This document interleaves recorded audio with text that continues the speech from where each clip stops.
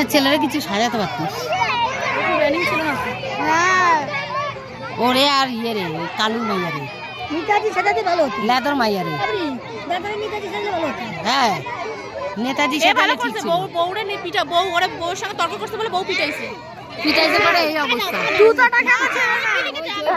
বউর সঙ্গে তর্ক করেছিলাম তার জন্য হাত ভেঙে দিয়েছে, হাত পা পোড়া করে দিয়েছে।